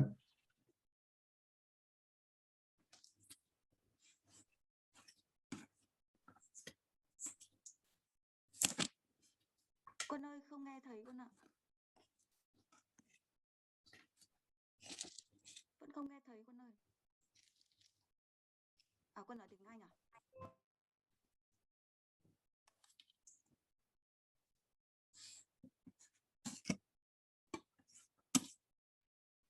I cannot hear him. Bây giờ nghe rõ rồi. Yeah. Sir Vladimir, I want to ask a specific case which are very common in our facility. This is just happening around in 2021. Patient admission into our hospital. She got a respiratory tract infection. Her sputum and bronchoalveolar lavage culture give positive result with the multi-drug resistant Pseudomonas and the Klebsiella pneumonia, which is resistant to carbapenem. She have multi positive result for this case. So how will we interpret and we take it into our cumulative antibiogram. We take both the multi-drug resistant Pseudomonas and carbapenem resistant Klebsiella, or just one organism. Yeah, it's usually just one organism. Doesn't matter if you have two. And thank you, Dr. Kwan. I'm missing you. I hope I can see you someday. Usually we take just one. So this is one of the rule. You take just the first isolate. And usually one of the sample will be, or one of the bacteria will be identified before the other. So that one is the one that you are going to use in your data for the cumulative antibiogram. Not both, even in this case. I know that the problem here is how to treat the patient with both such very resistant organisms. But for that, usually you have to use combination of therapy, and maybe you have to consider using colistin, meropenem, and maybe something else that will cover for both. But for the point of view of making your cumulative antibiogram for the hospital, you just include one isolate. Include one? Only one. Include one, so the resistance rate is considered extremely high, nearly 100% resistant. Yeah, that will affect, of course, the susceptibility of your whole table, but it will depend on how many isolates you will have in 1 year, because maybe this is one isolate very resistant, but for the other 10, 20, or 100 isolates that you collect after that, they are not so resistant. So that will dilute the number of resistance, the percentage of resistance for gram-negative rods. Somehow it will affect the susceptibility in your table. But that's why you don't choose. That's why you don't choose which isolate you are going to include in your table. You just take the first isolate from each the first specimen for each patient, and just once in a year. If that patient comes again to the hospital 1 month later with the same or similar situation, that patient, it will not be included. Those isolates will not be included again in the antibiogram for that year. So that's why we just choose just one, and it's randomly, just the first one. This is just a rule, because if we choose, maybe we'll choose to include just the more resistant ones, or maybe sometimes we'll choose just the ones that are not so resistant. So it will not reflect what is coming into your patient every day, into your hospital every day. Okay, yes. Because every time you receive a lot of patients every day you receive a lot of patients in your hospital, and not all of them will be infected with multi-drug resistant organism, right? Just maybe 1% or something like that, hopefully. So that's what represents your cumulative antibiogram. Yes, we got a really headed cases around here. They come with us with a very critical situation. We got the first isolation, got many multi-drug resistant organisms. We have believed on the possibilities contamination organism.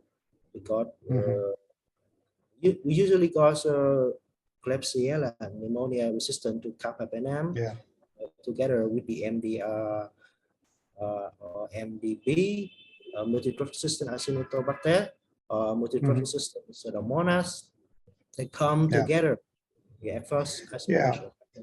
Yeah, I know that the situation is very critical. I have reviewed some of the antibiograms, and I see that for gram-negative rods, there's a lot of resistance. So it's Acinetobacter, Pseudomonas, most of them or almost all of them are very resistant. So this creates a lot of problem for you. But I think I think one of the data that is generated by doing this cumulative antibiogram is that you can show the situation, what is happening in Vietnam, in Ho Chi Minh compared to Hanoi, compared to the central areas, and then you can see if the situation is the same, and then probably this will have to alert the authorities, the health authorities, to start, some plan to reduce this kind of resistance or introduce new antibiotics and new treatments, for example, new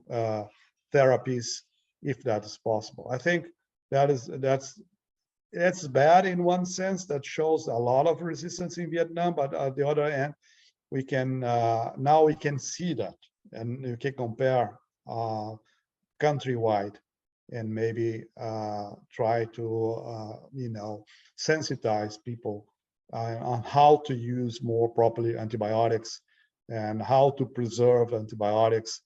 If you can use ones that are not broad spectrum, only use broad spectrum antibiotics for patients that really need those antibiotics, because otherwise we may run out of choices. So I understand the situation. Unfortunately, this is what it is in Vietnam. Thank you, Dr. Quang. Yes, thank you, sir. Vâng ạ. Vậy là chúng ta cũng hết thời gian hỏi và đáp rồi ạ.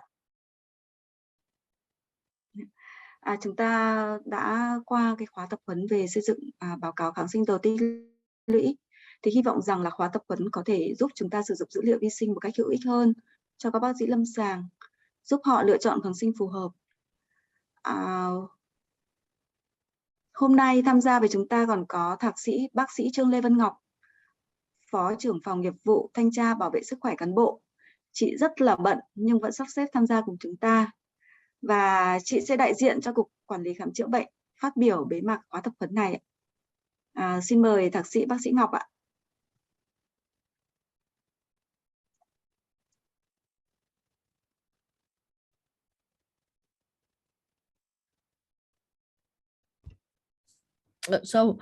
Today we have completed the training course on the development of antibiogram, and today we have the participant from Dr. Vân Ngọc from VAMS MOH.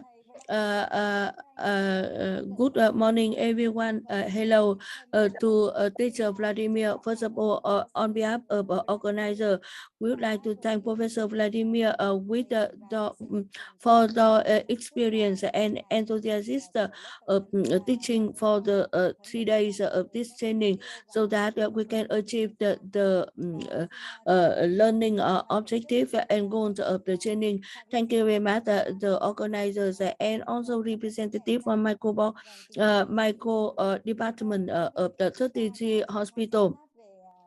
Ladies and gentlemen, our job is the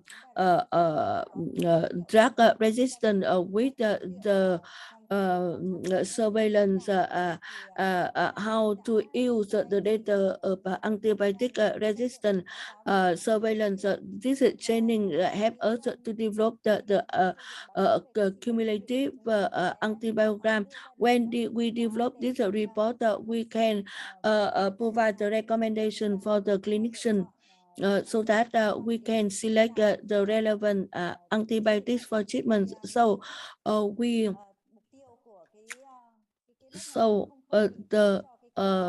the goal of this objective is not only for the surveillance of drug resistance, but also can help our routine work improve the risk, the roles of microbiology department. The teacher not only help us to analyze and present the data of antibiogram exactly, but it can help us to understand why we follow up the guideline, especially technical guidelines. We can see for example, select the relevant agent, and we will not select the natural resistant drugs. And we can pilot the recommended antibiotic group, and 3 days of working conducted by the teacher and with the participants of the participant, we achieve the learning objective. And to the report from the organizer, to the 3 working days, we have more than 100 participants. They are doctors and staff from hospital, and at present we have 107 participants. And in the list we have 34 hospitals, of which perhaps one hospital have not received the invitation. So we have 33 hospitals participating into this training course, and we understand think that to the pre and post test we have uh,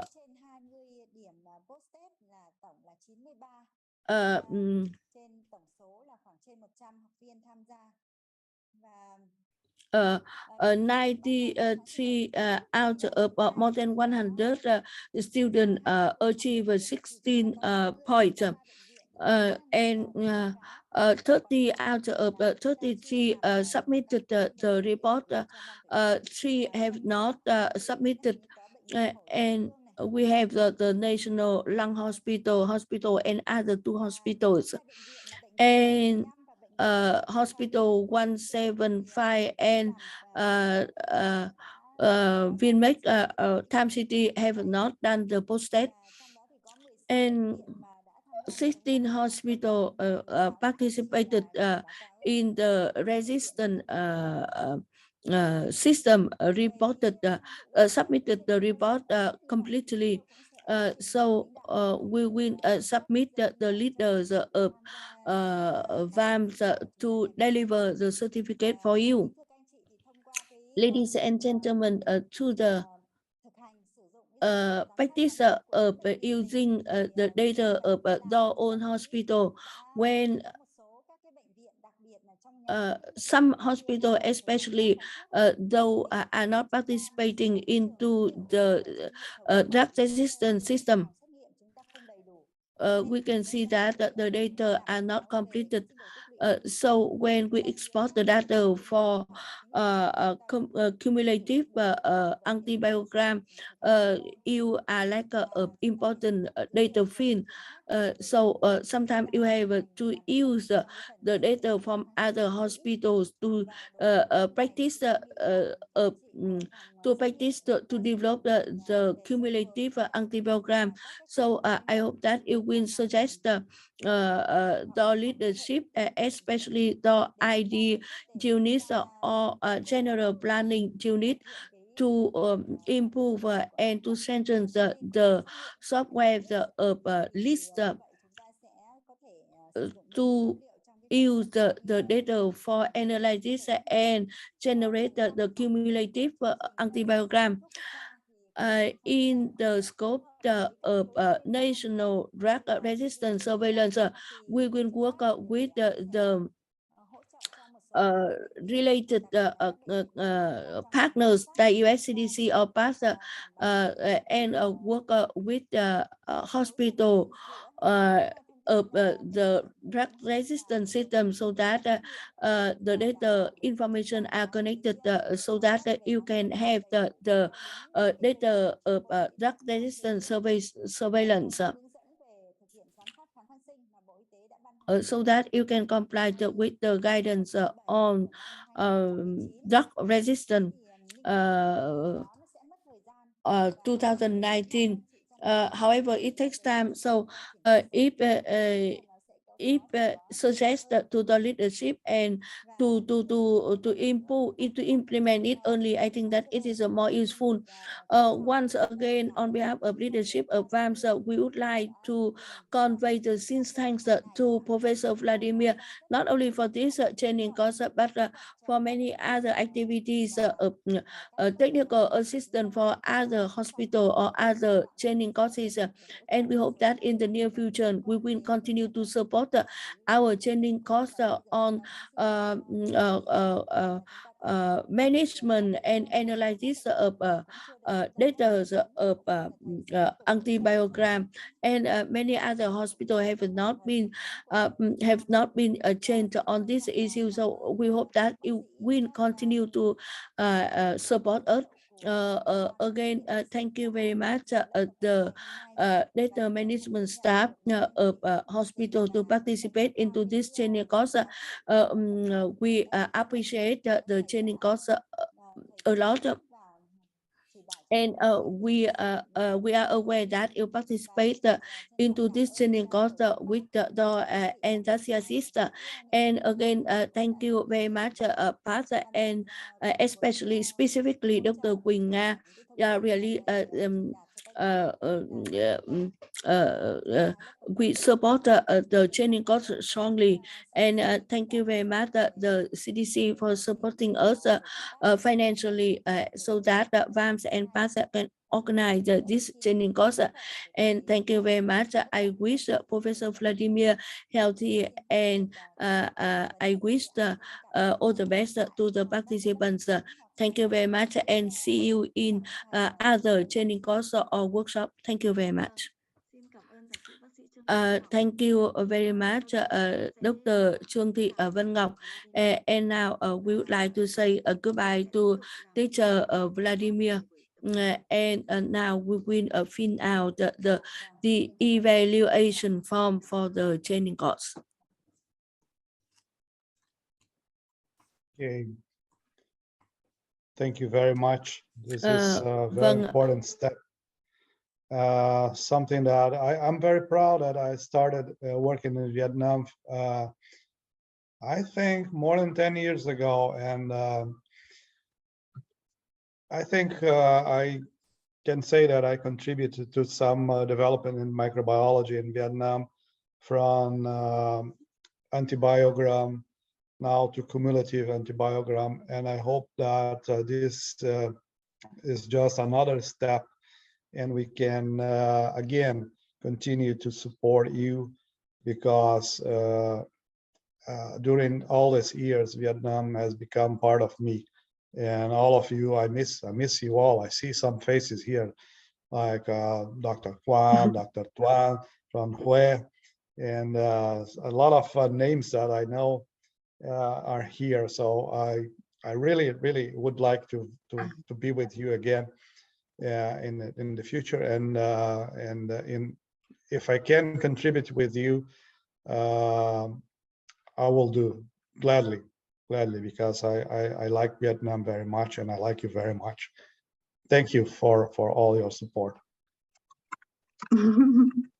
Thank you very much, Vladimir. We miss you all as well. Yeah, I hope to see you very soon. I miss you, Lam. Yeah. Yeah. Take good care. We'll see you in the near future.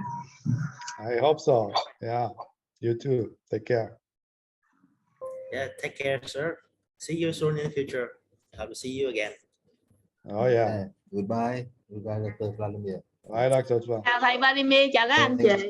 Dạ, xin từ các học viên ở lại để làm cái bài đánh giá cuối khóa. The participant will stay back to fill out the evaluation form. Sure.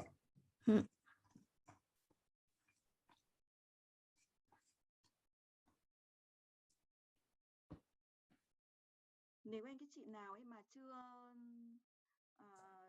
chưa điểm danh trước khóa ấy, thì bây giờ cố gắng làm cái cuối khóa nga không nhìn thấy tên đâu ạ. Paul đâu hả em ơi? Yến ơi. Ok. Mời các chị đánh giá đi ạ. Hello chị Phương ạ. Thì em vừa mới thấy chị Phương nhắn trên nhóm là vì là bệnh viện Vinmec không tham gia từ đầu ấy, nhưng mà đúng là có cái sơ suất của ban tổ chức của chúng em là không thiếu danh sách của bên chị ở trong cái giấy mời tập huấn này. Thế nhưng mà sau đó thì cũng đã báo cho bên bệnh viện Vinmec là bệnh viện Vinmec có tham gia vào cái buổi cuối cùng thôi. Thế thì có thể là nhờ chị Nga chuyển các cái tài liệu của lớp tập huấn ấy, với cả các cái record cho chỗ chị Mai Phương của bệnh viện Đa khoa Vinmec ấy. Thế còn về cái bài pre-test, post-test thì có thể bệnh viện sẽ bổ sung và gửi lại ạ. Vâng, xin cảm ơn chị Phương ạ. Xin lỗi chị là chúng em sơ suất. Vâng, cảm ơn bác sĩ Ngọc, cảm ơn ban tổ chức ạ. Dạ vâng. Linh ơi, em đưa cho chị cái slide mà hướng dẫn đánh giá ấy, bằng Paul ấy. Mình đâu có bài post test hả chị Nga ơi, mình có bài pre-test. Post test xong rồi. Pre-post test đều làm rồi nha nào. Rồi giờ đây không làm bài nào rồi. Em không làm bài nào luôn hả Hương Lan? Em toàn là vô trễ chút xíu, cái gì là đã bị khoa. Thôi kệ, có học là được. Okay. Thế còn Nga nhìn ở đây là số người tham gia cho đến bây giờ là nhiều hơn cái số cái số mà điểm danh đầu buổi ạ. Để tí nữa thì chị nhờ Linh gửi lại cái đường link Google Form ấy, điểm danh để các chị nào mà chưa điểm danh thì vào điểm danh đi ạ. Vì đây là một trong những điều kiện để có chứng chỉ ạ. Cảm ơn Linh.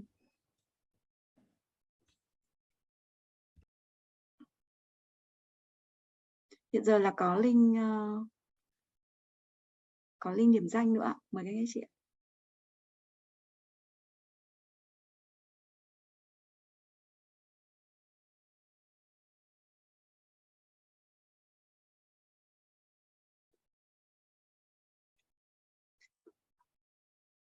Vâng ạ, chúng ta có thể không cần phải đánh giá cuối khóa nữa.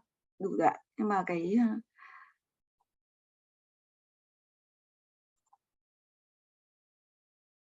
phần liên quan đến vâng ạ, liên quan đến điểm danh đầu giờ thì mọi người cứ làm đi ạ. Và Nga sẽ gửi lên đây cái link. Linh ơi, em gửi chị cái link link tài liệu. Cái link tài liệu vẫn là link cũ ạ. Và Nga sẽ bổ sung vào thôi ạ.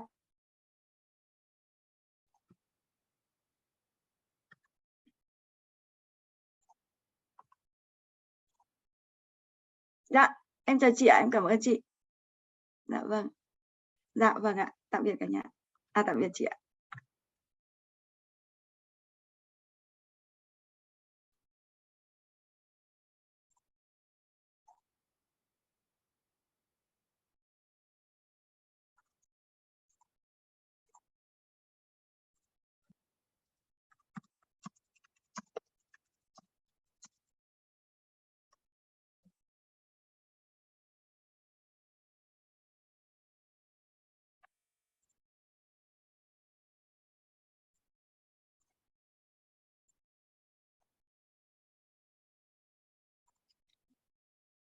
Vâng ạ, cuối cùng xin được cảm ơn các anh các chị ạ và chúc anh các chị một ngày làm việc hiệu quả. Xin cảm ơn và hẹn gặp lại.